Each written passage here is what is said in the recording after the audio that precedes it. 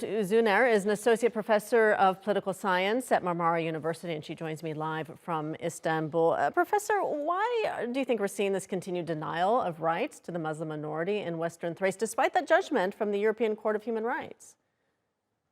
Actually, when we look at its background, you can see the latest the problems deriving much more the Cyprus intervention of Turkey, especially after 1980. We see the decrease in the status of these freedoms.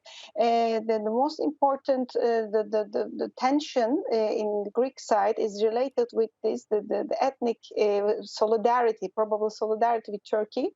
That's why they consider that they need to create a kind of control in this area.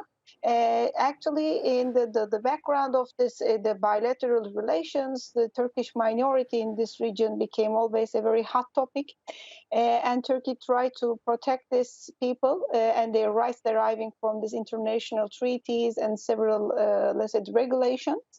But it's still very problematic, especially with the rising importance of the Western Thrace, together with the rising importance of Alexandropoli port.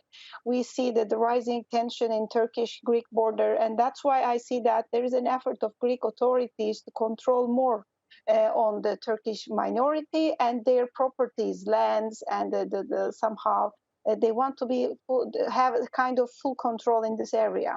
So how is it that Greece is able to continue to get away with these violations of the treaty? Why aren't we seeing more outcry? I mean, certainly we are seeing an outcry from Turkey, but not from the international community. And we see that there are many critics related with this, the international status of this minority, and we see the decision of the court, European court, about this, the breaching the rights of the Turkish minority. But we know that there is no response, and today what we see as a result of this, the continuous, let's say, the conversation through the social media in between Turkish and Greek authorities. The Greek foreign minister explained the Greek opposition, and he said that this is somehow very important regulation for bringing the status of the Turkish minority, that they say Muslim minority, into the European standards. They underline the importance of gender equality matters, but this is somehow secondary matters, but they try to justify from the perspective of European values. But on the other side, it is very clear that what is done by Greek authorities is against international law and regulations. And you already mentioned the tensions between the two countries, but what does this likely mean for relations between Turkey and Greece? I mean, international tension is not only in between Turkey and Greece. We need to underline that today we see the rising importance of this Alexandropoli port with the rising importance of Balkan Peninsula. We know that the United States tries to use this base as a kind of transport port to the Balkan countries like Romania and Bulgaria, and that's why it is somehow fully armed. And just because of that, we can see there is a rising importance for the international agenda.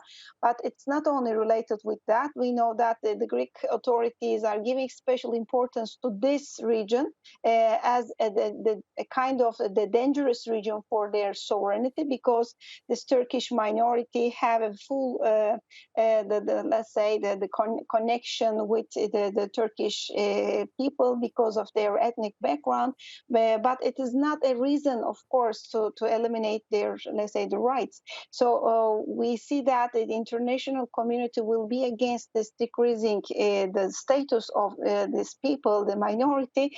We know that the many important leaders came out from the Turkish minority in Western Thrace. They fight for their rights.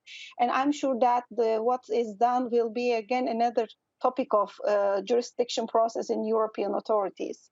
All right, we'll leave it there. Professor Zuhal Mert Uzuner, thank you.